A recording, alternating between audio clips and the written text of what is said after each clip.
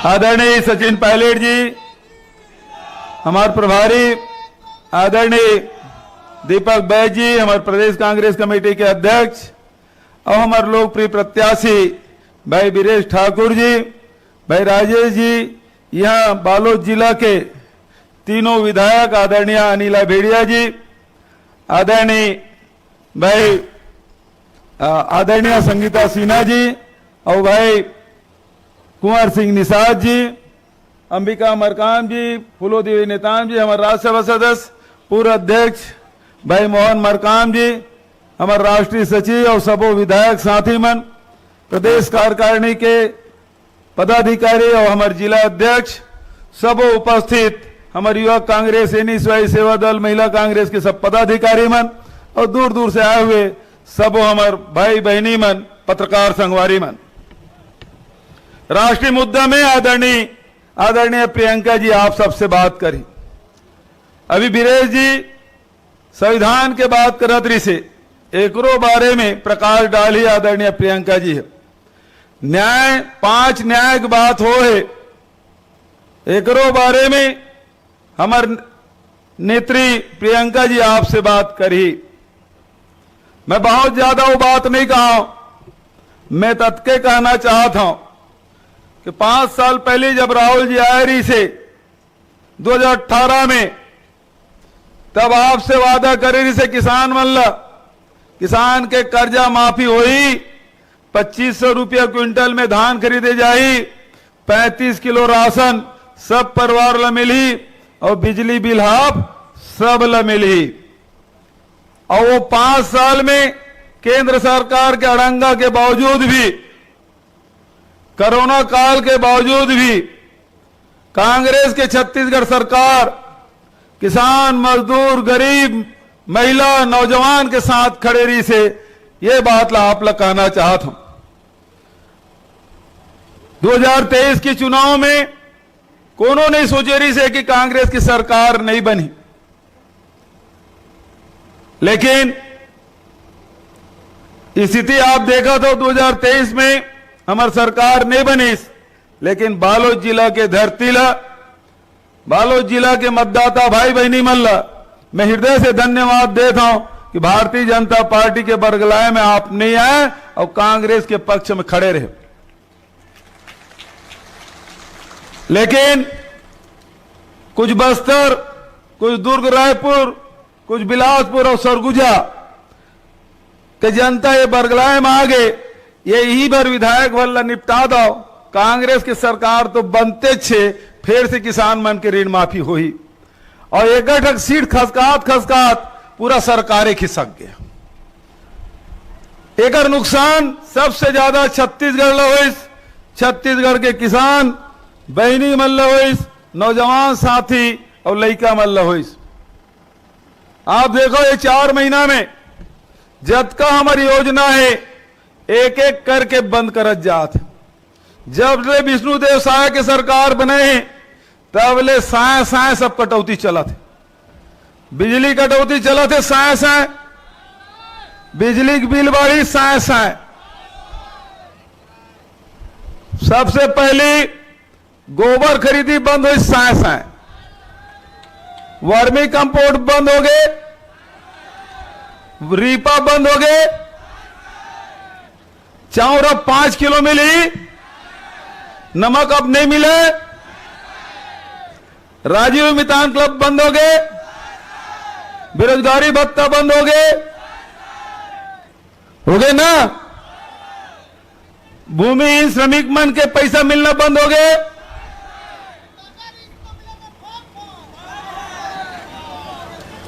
अब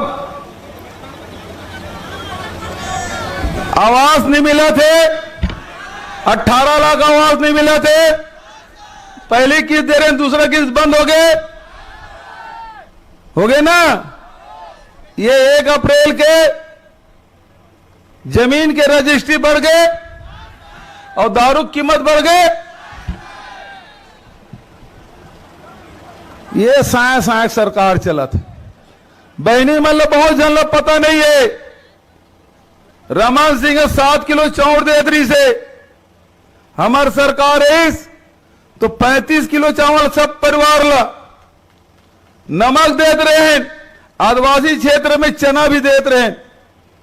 लेकिन जब से शाह जी के सरकार बने, अभी राशन कार्ड कतको जन मिले, कतको जन नहीं मिले। कतका जन मिले हाथ उठा बोला, बहुत जन मिले। तो पांचू को दिल का लिखा है, पढ़े हो बस फोटो वाला देखे देखे काम मत करूं। पांचू में लिखा है तेने पढ़ो। हमार सरकार रही से एक आदमी 10 किलो, दो है 20 किलो और 3 से 5 है तो 35 किलो और 5 से अधिक है तो 7 किलो प्रति व्यक्ति। मिला दरी से कि नहीं मिला दरी से? और अब एक जने 5 किलो, 2 जने 10 किलो, 3 जने 15 किलो, 20 किलो कटौती हो गए। नमक के कटौती, चना के कटौती हो गए। 1000 रुपया दीस ऐसे 20 किलो काट दीस। 50 रुपया किलो बिसाहो काबर के सबो धान लग डरे हो। अब चाउर ल बिसाहो 1000 रुपया दीस और 1000 के चाउर खरीदो, खाए पिए बराबर। यह स्थिति है सरकार के। जब से सरकार बने केवल लूटे काम करें। आप देख लो स्वामी आत्मानंद अंग्रेजी स्कूल और मैं फीस पटाए लगी, पहले निःशुल्क रही से, रिस्क नहीं रही से। पीएससी और व्यापम में फीस नहीं लगा रही से, अब फीस लगी आप ला। तो ये लगातार लूटे काम करा थे। एक तरफ महंगाई मार भारत सरकार के द्वारा, पेट्रोल के भाव बढ़े, डीजल के भाव बढ़े, रसोई गैस के भाव बढ़े, माटी तेल सुंघेल नहीं मिला थे,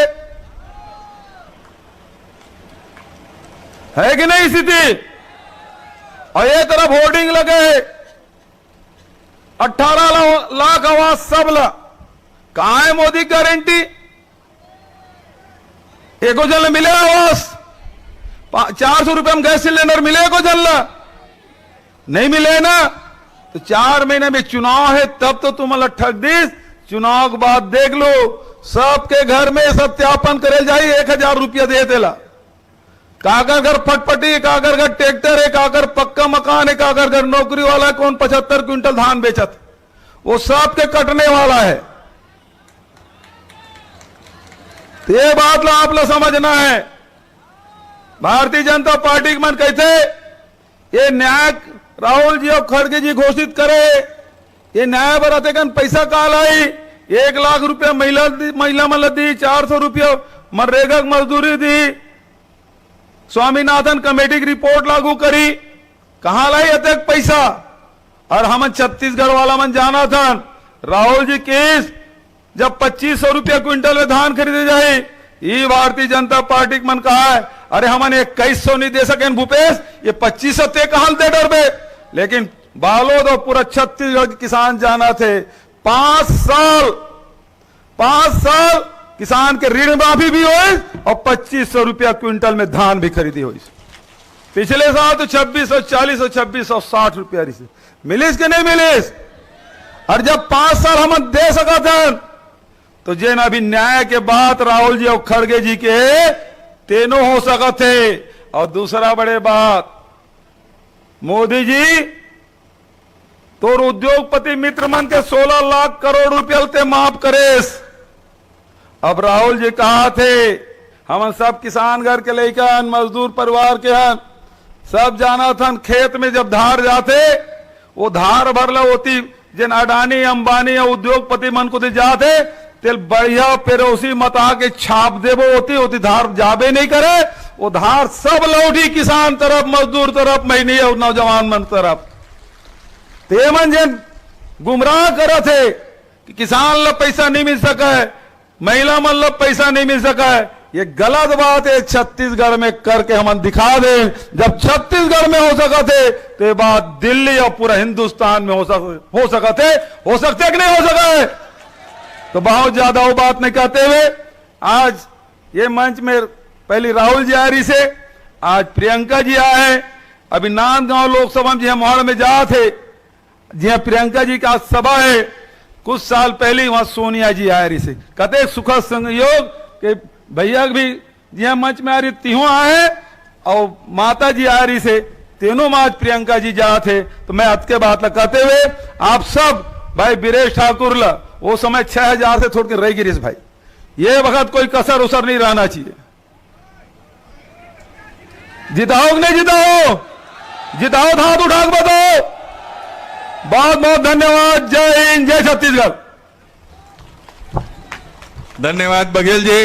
अब मैं बहुत ही सम्मान के साथ हमारे प्रदेश कांग्रेस कमेटी के जुझारू और ऊर्जावान युवा अध्यक्ष आदरणीय दीपक बैज जी से मैं आग्रह करता हूं इस सभा को संबोधित करने का कष्ट करें। दीपक बैज जी।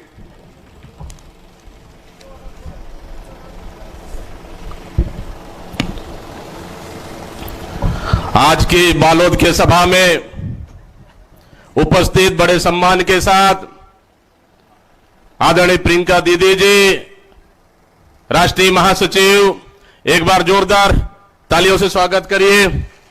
और साथ ही हमारे छत्तीसगढ़ के प्रभारी माननीय सचिन पायलट जी अभी भाषण दे रहे थे, पूर्व मुख्यमंत्री भूपेश बघेल जी, अब चंदन यादव जी और विजय जांगीर जी, प्रभारी सचिव माननीय राजेश तिवारी जी, पुलुदेवी नेताम जी, कवासी लखमा जी, मोहन मरकाम जी, अनिला भेड़िया जी, संगीता सिन्हा जी, कुमार निषाद जी, अंबिका मरकाम जी और पूर्व विधायक जिला अध्यक्ष और सभी हमारे मंचासीन साथीगण और आपके बालोद जिले के बाचा, आपके प्रत्याशी, कांग्रेस के प्रत्याशी माननीय बीरेश ठाकुर जी।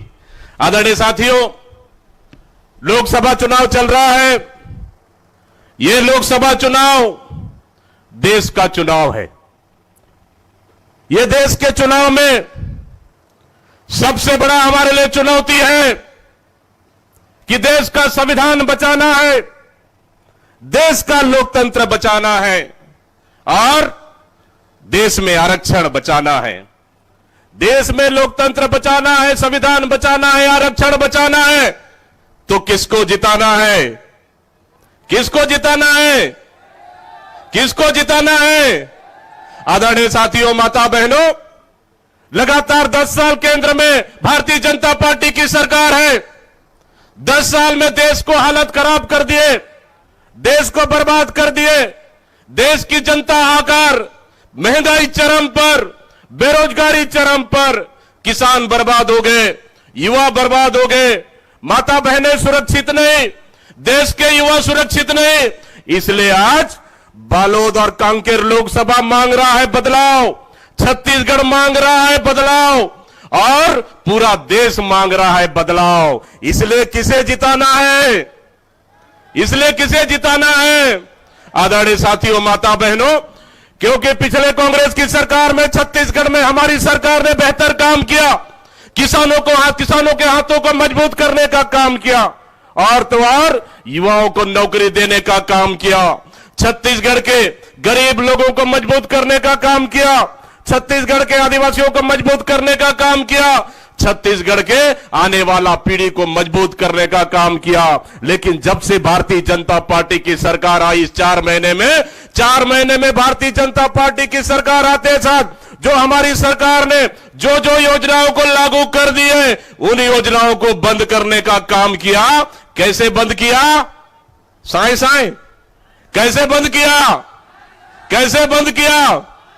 अभी पूर्व मुख्यमंत्री भूपेश बघेल बोल रहे थे कि नहीं सब कट गया साए साए। आदरणीय साथियों, माता बहनों, यही सब चीज याद करना है हमको, क्योंकि 4 महीने में छत्तीसगढ़ की अभी वर्तमान सरकार ने, भारतीय जनता पार्टी की सरकार ने 16,000 करोड़ छत्तीसगढ़ की जनता को कर्जा में डुबो दिया है।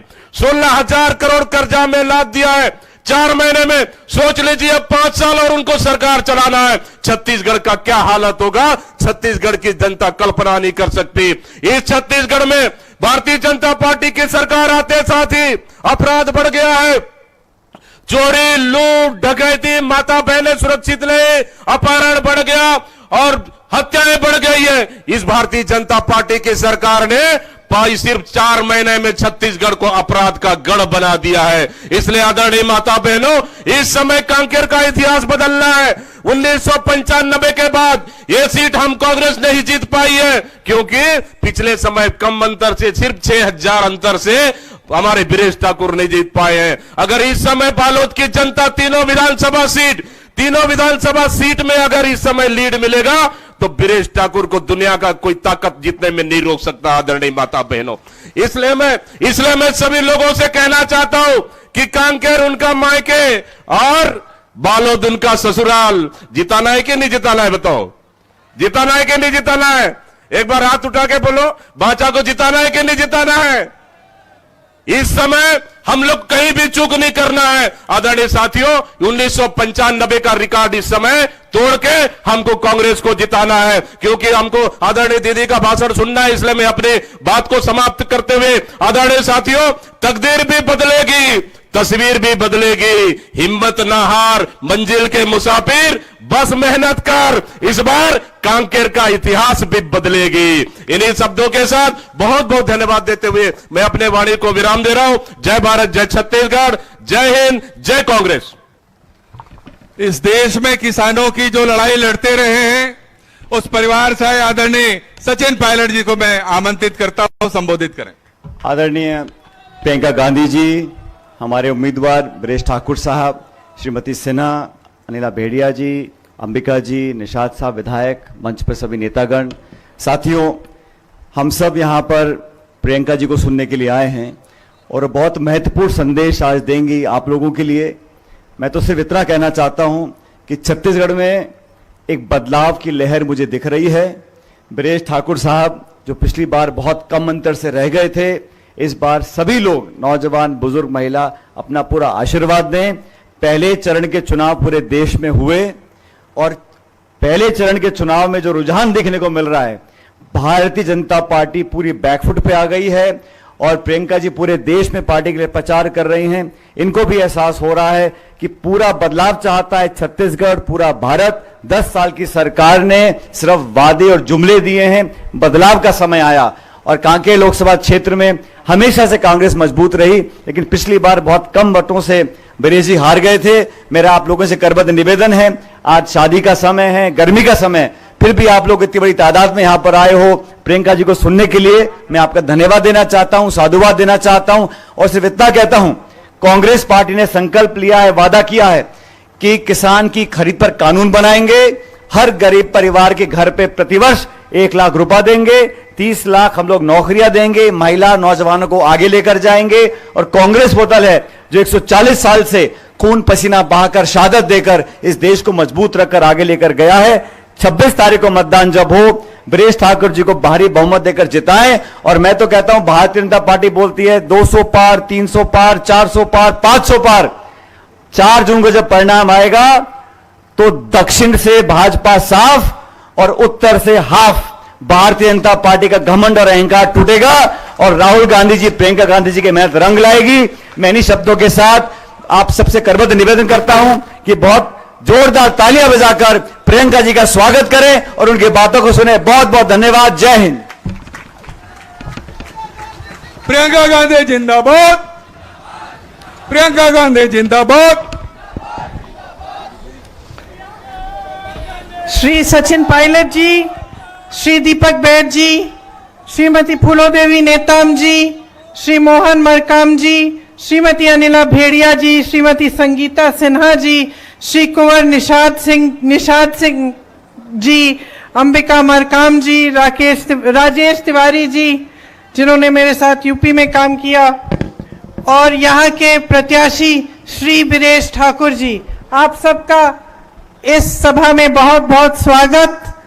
और मंच पर विराजमान सभी नेतागण, श्री वोरा जी भी, सबका यहाँ पे बहुत बहुत स्वागत। मेरी प्यारी बहनों, प्यारे भाई, आपका भी बहुत बहुत स्वागत। सब भैया बहनी, दीदी दाई, मल्ला, जय जोहार। बहुत समय से इंतजार कर रही हैं, गर्मी भी है, आज शादियां भी बहुत है ना, फिर भी आप यहाँ आई हैं मेरी बातों को सुनने के लिए, इसके लिए आपका बहुत बहुत धन्यवाद। भाइयों, आपका भी बोलो। देखिए, ये जो आपका इलाका है, प्राकृतिक संसाधनों से भरपूर इलाका है। आप मेहनती लोग हो, आपने ये प्रदेश अपनी मेहनत के बल पे बनाया और आप ही की मेहनत के बल पर, इस देश के किसानों की मेहनत के बल पर, इस देश के आदिवासियों की मेहनत के बल पर हमारा देश बना है। हमारा जो स्वतंत्रता संग्राम था वो आप जैसे ही लोगों ने चलाया। हाँ, गांधी जी ने उसका नेतृत्व किया, बड़े बड़े नेता थे, लेकिन आप अगर एकजुट नहीं होते, अगर ये इस देश की जनता एकजुट नहीं होती तो हमें आज़ादी कभी नहीं मिलती। तो ये जो आज़ादी है, जो हमारा स्वतंत्र देश है, ये हमारे लिए बहुत ही महत्वपूर्ण है। आपके लिए आपको अधिकार मिलते हैं, इसी से आपको संविधान मिला, संविधान से आपको अधिकार मिले, चाहे आप किसी भी वर्ग के हों, चाहे आप कितने भी गरीब या अमीर हों, आपको एक बहुत बड़ा अधिकार संविधान ने दिया, और वो अधिकार ये था कि आप वोट डाल सकते हैं। तो अब चुनाव का समय है, वोट डालने का समय है। आपके सामने यहाँ आकर भाषण देने का मौका मिल रहा है, बहुत खुशी हो रही है मुझे। मैं चाहती हूं कि चुनाव के मौके पर आप दो बहुत महत्वपूर्ण मुद्दों को अपने मन में रखें। पहला ये कि देश भर में क्या हो रहा है, देश की राजनीति कैसे चल रही है, आगे चल के देश का क्या होगा, भविष्य हमारा कैसा लग रहा है। और दूसरा कि आपकी जो रोज की जिंदगी है, आपके जो संघर्ष हैं, आप जो दिन रात मेहनत कर रहे हैं, आपका जो संघर्ष है, उसकी कोई सुनवाई है या नहीं है। ये दो बड़े बड़े मुद्दे हैं मुख्य तौर पर। तो मैं थोड़ा दोनों मुद्दों पर आपसे बातचीत करना चाहती हूँ।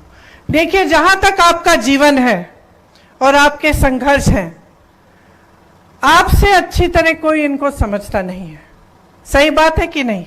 मेरी बहनें बैठी हैं, महंगाई कितनी बढ़ चुकी है, आप किस तरह से रोज के जीवन को आप आगे बढ़ाते हैं, किस तरह से जब आपको दुकान जाना पड़ता है, कुछ खरीदना पड़ता है, तो किस तरह से उस चीज को आप खरीद पाते हैं। आपके घर में सभी मेहनत कर रहे हैं, आप कर रही हैं, आपके पति कर रहे हैं, घर में कोई रोजगार के लायक कोई बड़ा बच्चा हो तो वो भी कहीं ना कहीं से जुगाड़ करके मेहनत कर रहा है। कमाई सब कर रहे हैं, लेकिन वो कमाई पूरी नहीं हो रही है।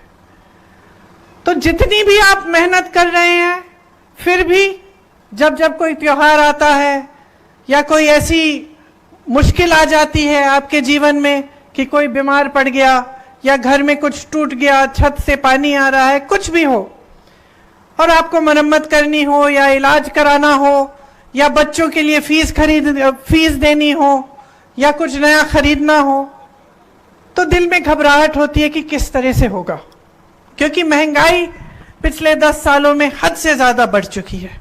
तो ये आपकी एक बड़ी समस्या है। एक दूसरी आपकी समस्या है कि बेरोजगारी 45 सालों में आज देश में सबसे ज्यादा हो चुकी है।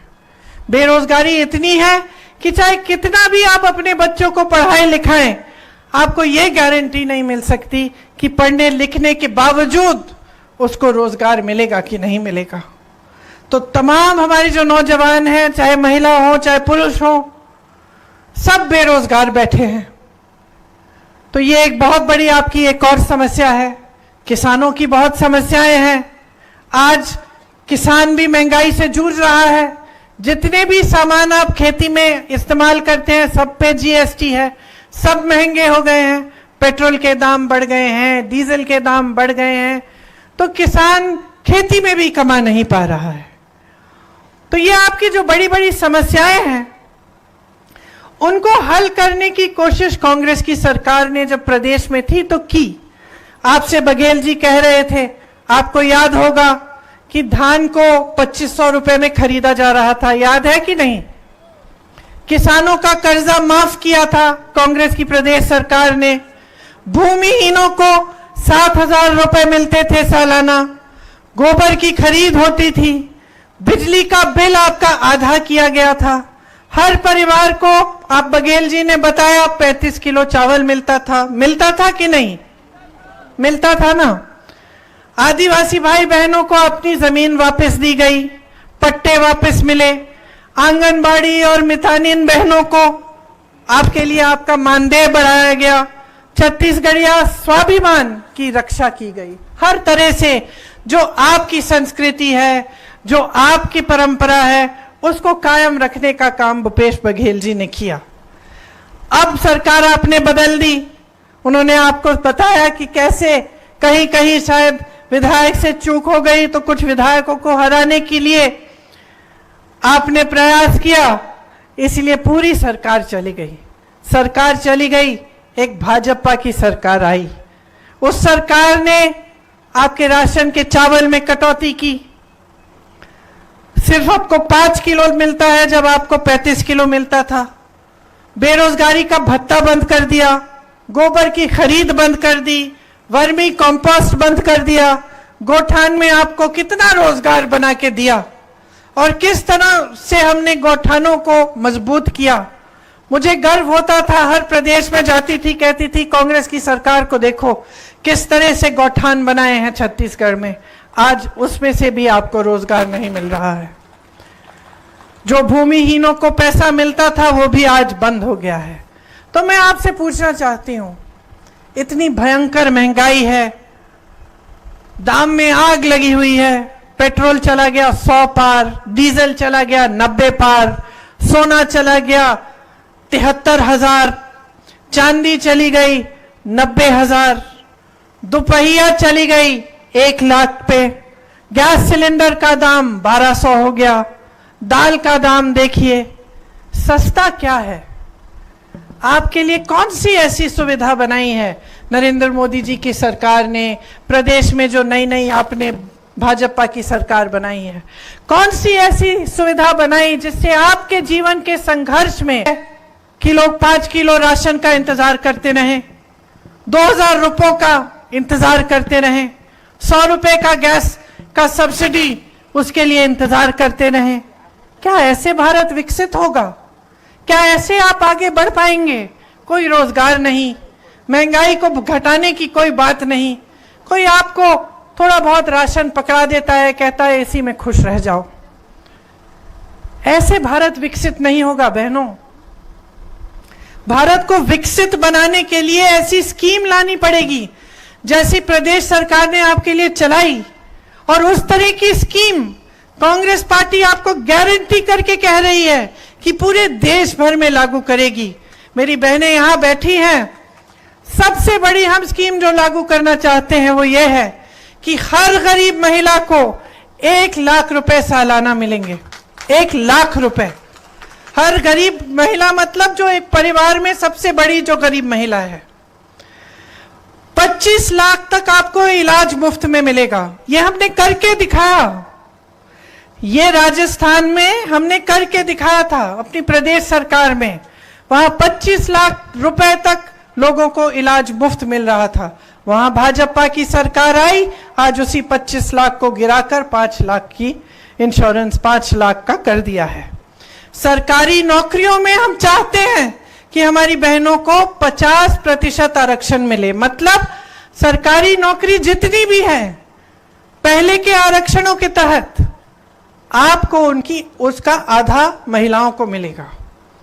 आशा, आंगनवाड़ी और मितानिन बहनों के लिए जो मानदेय है उसमें केंद्र की सरकार अपना हिस्सा बढ़ाएगी। इसका मतलब है आपका मानदेय और भी बढ़ेगा।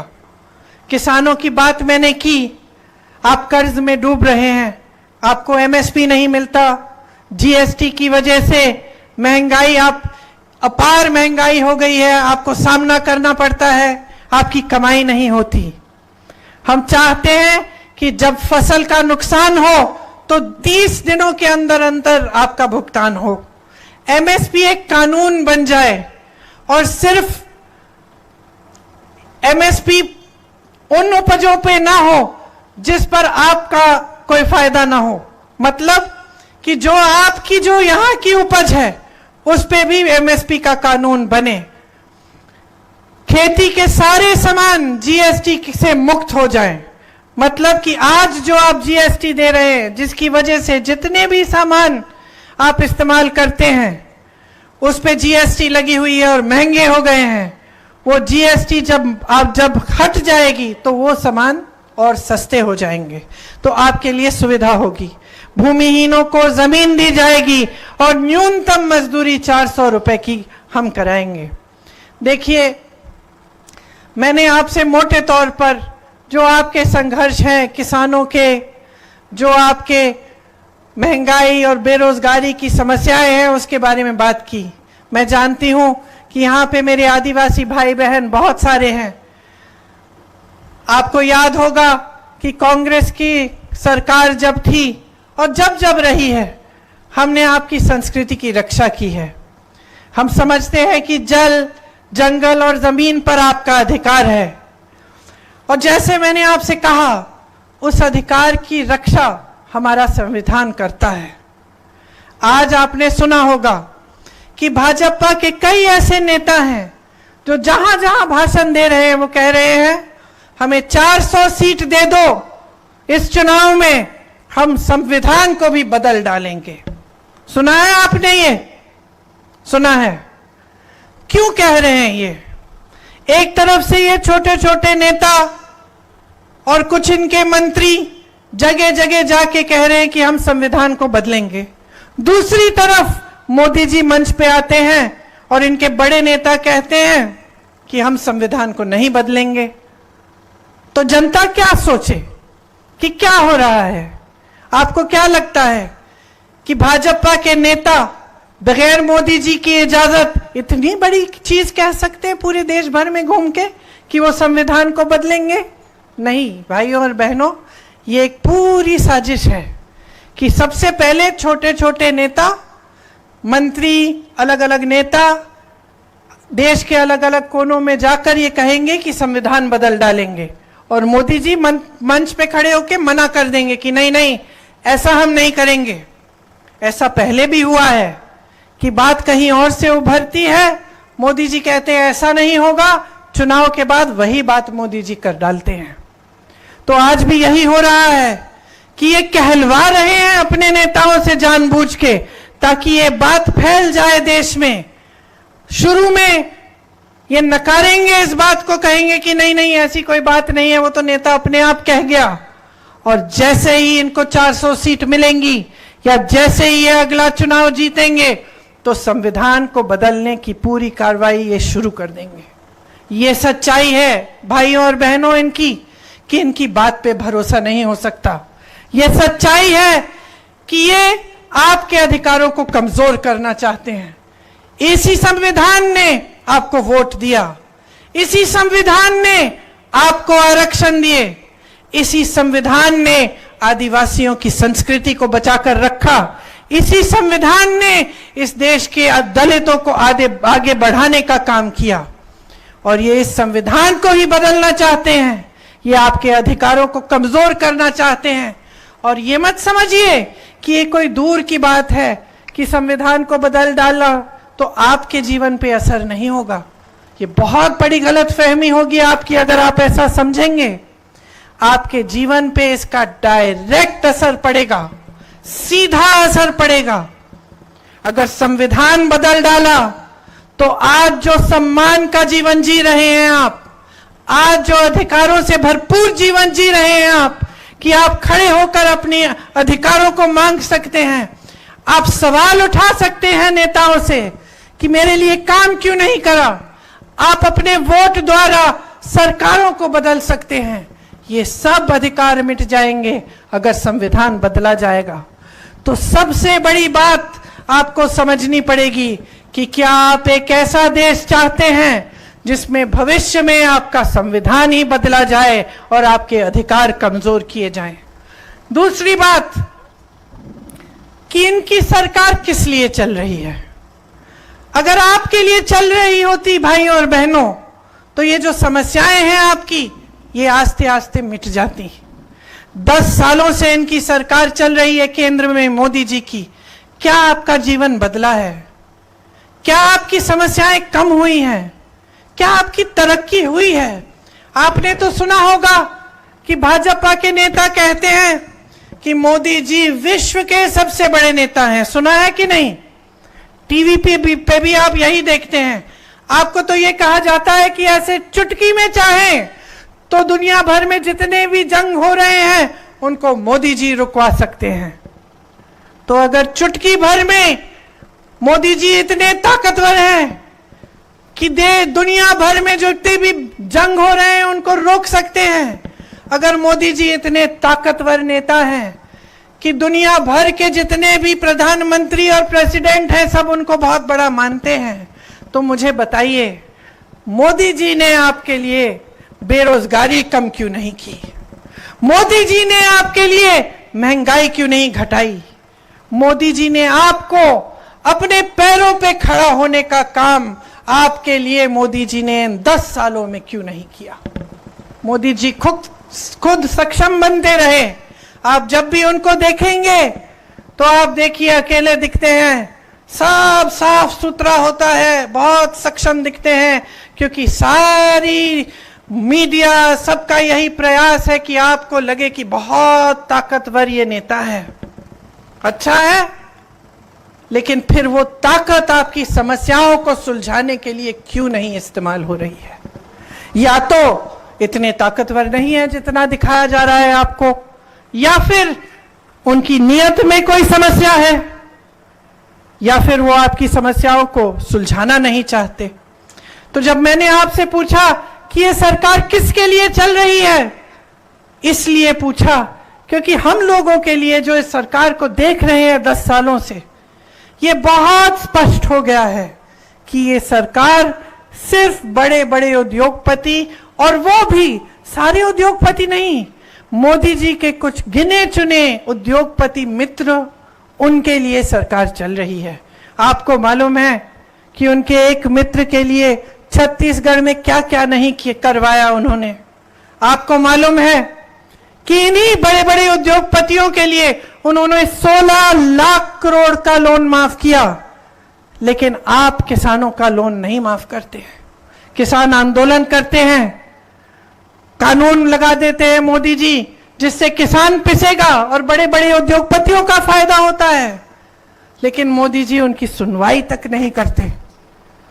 आज देश का लोहा, देश का कोयला, देश की बिजली, देश की सड़कें, देश के हवाई अड्डे, देश के बंदरगाह, देश के हाईवे, सब इन्हीं 2-3 बड़े उद्योगपतियों को सौंप दिए गए हैं। यहां से आपको रोजगार मिलता था, ये संपत्ति थी देश की। ये बड़े बड़े पीएसयू जिनको कमजोर किया गया, जिनके सब्सिडरीज इन लोगों को दिए गए, बैंकों का सारा पैसा इन लोगों को दिया गया, तो ये सरकार तो इन्हीं लोगों के लिए चल रही है। किसान का बेटा क्या करेगा, गरीब की बेटी क्या करेगी, छोटा कारोबारी क्या करेगा, जिसकी कमर तोड़ी जा रही है, जीएसटी से, नोटबंदी से मुश्किलों में डाल दिया, उसको दलदल में डाल दिया, निकल नहीं पा रहा है, कमाई नहीं कर पा रहा है। युवा उद्यमी क्या करेगा, हमारे कारीगर क्या करेंगे अगर ये सरकार आगे बढ़ती रहे? तो इस सरकार की नीयत ठीक नहीं है बहनों और भाइयों। मैं जानती हूं कि यहाँ बड़े बड़े नेता आते हैं, आज भी शायद उत्तर प्रदेश के मुख्यमंत्री यहाँ हैं आपके ही जिले में, कल मोदी जी आएंगे, वही धूमधाम से आएंगे, बड़ी बड़ी बातें की जाएंगी आपके सामने, बड़े बड़े वादे करेंगे जैसे पहले भी इन्होंने किए, आदिवासी संस्कृति की बात होगी, लेकिन उसकी बचाने का काम, उसको बचाने का काम नहीं होगा। सच्चाई पे नहीं उतरेंगे, आपसे बेरोजगारी की बात नहीं करेंगे, ये महंगाई जिससे आप जूझ रहे हैं इसकी बात नहीं करेंगे। आपको यही दिखाने की कोशिश होगी कि बहुत ताकतवर है और उन्हीं में आप भरोसा करें तो सब कुछ ठीक हो जाएगा।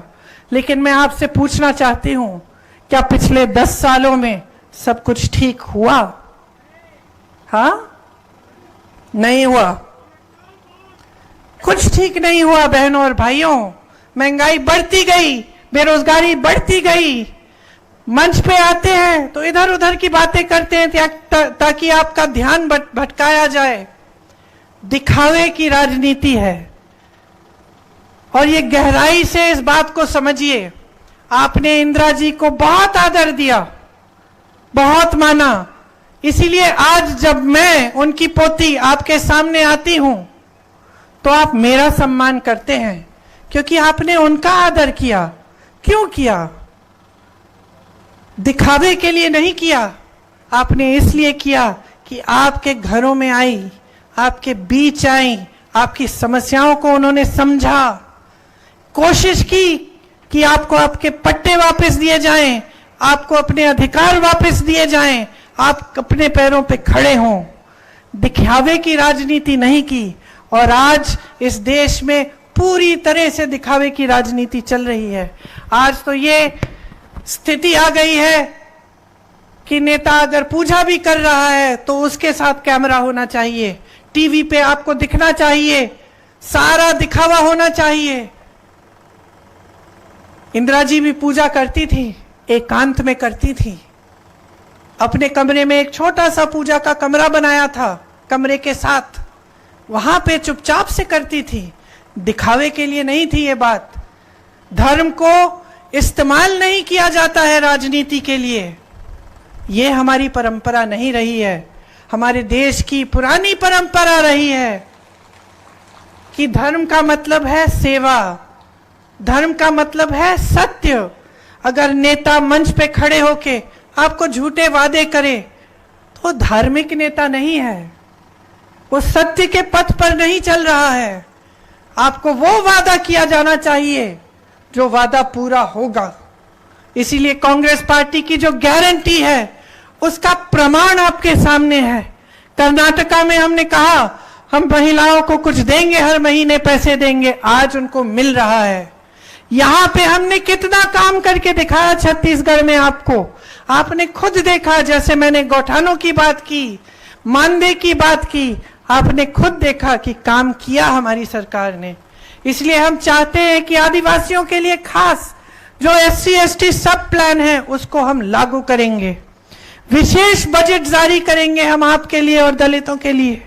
वन अधिकार कानून वाले पट्टों को 1 साल में हम उन पर सब पट्टों का फैसला करवाएंगे, और जहां आदिवासियों की जनसंख्या ज्यादा है उन क्षेत्र को हम अनुसूचित क्षेत्र घोषित जरूर करेंगे।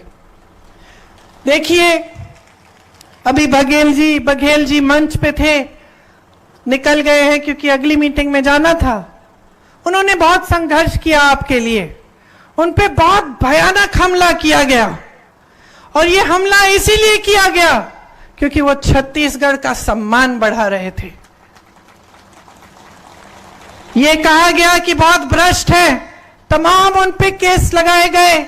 मुझे याद है 1.5 साल पहले ही उन पे केस लगाया गया, उन पे आरोप लगाए गए, लेकिन वो रुके नहीं। जब भी मैं उनसे मिलती थी, आपकी बात कि मैंने गौठान में ऐसा काम किया है कि दीदी मालूम है आज हम 35 किलो का राशन दे पा रहे हैं, ये सारी बातें होती थी। वो जो भ्रष्टाचार के आरोप जिन्होंने लगाए, सबसे भ्रष्ट तो वही निकले। भाजपा के बड़े से बड़े नेता, आपने टीवी पे पता नहीं देखा है कि नहीं, क्योंकि ज्यादातर टीवी और मीडिया पे ये चीजें आजकल दिख नहीं रही हैं, लेकिन सच्चाई ये है कि मोदी जी ने सबको भ्रष्ट कहा।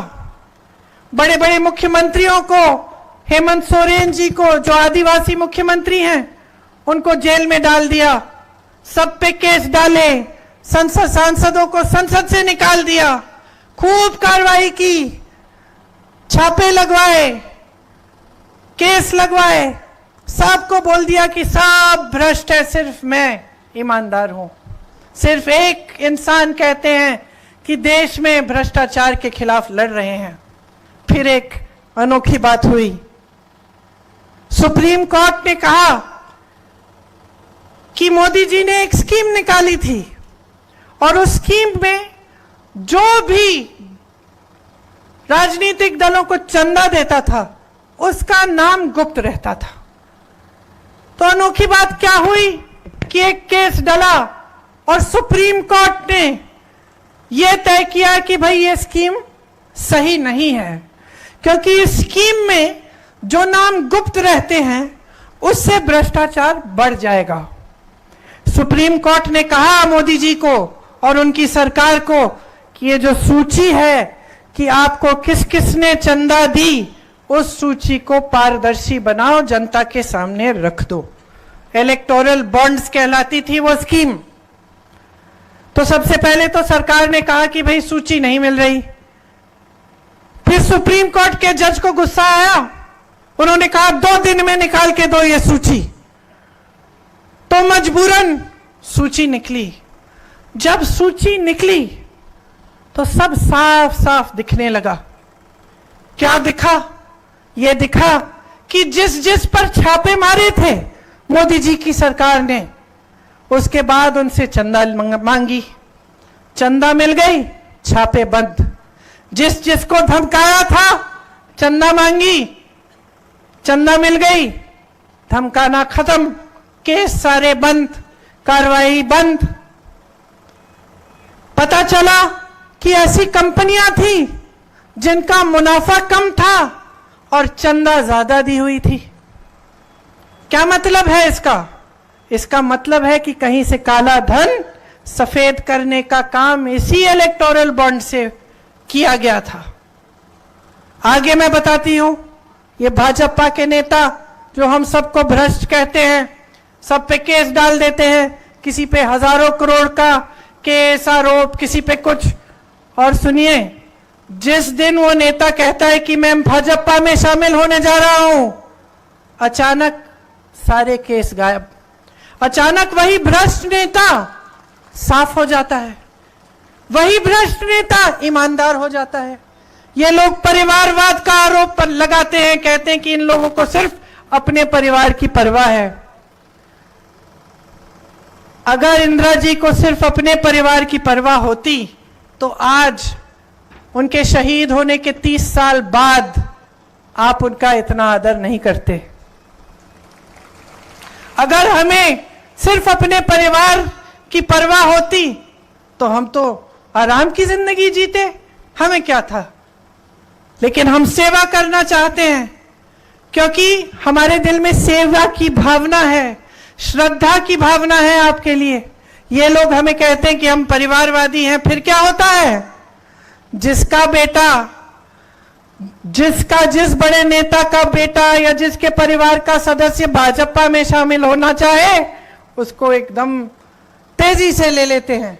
आज मैं दावे के साथ कह सकती हूं कि बड़े परिवारों के बेटे, बेटियां, चाचे, चाचियां सब उन्हीं की भाजपा में शामिल हो गए हैं और तब परिवारवाद के सारे आरोप खत्म। तो देखिए, गहराई से समझिए आपके सामने क्या हो रहा है। एक समय में आप नेताओं से नैतिकता की उम्मीद रखते थे, सादगी की उम्मीद रखते थे, ईशान और शोहरत की नहीं, नाटक की नहीं, कि आपके सामने आकर कोई भी नया नाटक कर ले और नैतिकता की कोई बात नहीं हो। इस पूरे देश की परंपरा रही है और महात्मा गांधी जी के समय से नहीं, ये हिंदू धर्म की पुरानी परंपरा है, ये आदिवासी परंपरा भी है कि अपने जो बड़े होते थे, जो नेता होते थे, उनसे हम ये उम्मीद रखते थे कि वो हमसे सच बोलेंगे, वो हमारे लिए अच्छा करेंगे, वो हमारे साथ विश्वासघात नहीं करेंगे। इसीलिए आप गहराई से समझिए कि आपको बदलाव लाना पड़ेगा। इस बार अगर आपने कांग्रेस के हाथ मजबूत नहीं किए और फिर से आप 5 सालों के लिए भाजपा की सरकार ले आए, तो 5 साल और इस देश में क्या क्या होगा इसकी गारंटी कोई नहीं ले सकता। संविधान बदला जाएगा, आपकी बेरोजगारी बढ़ेगी, आपकी महंगाई और भी बढ़ेगी, आपकी समस्याएं बढ़ती चली जाएंगी, ये देश बड़े बड़े उद्योगपतियों को सौंपा जाएगा, ये नेता और भी ताकतवर बनेंगे, और भी शोहरत होगी इनकी, शान होगी इनकी, लेकिन सब अंदर से खोखला होगा और आपके जीवन इसी दलदल में पड़े रहेंगे। तो अगर इस दलदल से निकलना है, अगर परिवर्तन चाहते हैं, तो एक ही रास्ता है, अपने वोट से अपने अधिकार को मजबूत करिए, अपने वोट को सोच समझ कर डालिए, अपने वोट को अपनी ताकत बनाइए और अपनी ताकत के बल पे खड़े होकर इस देश में बदलाव लाइए। आप सबने बहुत ध्यान से मेरी बातों को सुना। इसलिए मैं आपको बहुत बहुत धन्यवाद देती हूं। जिस दिन पोलिंग का दिन होगा, ये दो बातें, एक जो देश भर में राजनीति चल रही है उसको बदलने की बात, और दूसरी जो गहरी समस्याओं का सामना आप कर रहे हैं उनके समाधान ढूंढने की बात, इनको आप अपने मन में रखकर पूरे विवेक से अपना वोट दीजिए। मुझे पूरी उम्मीद है और मैं जानती हूं कि अगर आप समझदारी से अपना वोट देंगे तो यहां के उम्मीदवार, कांग्रेस के उम्मीदवार को आप जिताएंगे और एक बार फिर 10 सालों बाद एक ऐसी सरकार केंद्र में लाएंगे जो आपके लिए काम करती रहे और आपके लिए पूरी श्रद्धा से सेवा करे। धन्यवाद। जय हिंद। धन्यवाद प्रियंका जी, हम आपके आभारी हैं और आपके परिवार के हम सब ऋणी हैं कि जिन्होंने इस देश के लिए सर्वस्व निछावर करने का काम किया है। आप सब बताइए कि हम सब गांधी परिवार के सदस्य हैं, प्रियंका जी के साथ है। दोनों हाथ ऊंचा करके आप समर्थन दीजिए। मैं आभार प्रदर्शन करने के लिए जिला कांग्रेस कमेटी के अध्यक्ष चंद्र प्रभा जी को आमंत्रित करता हूं, आभार प्रदर्शन करें।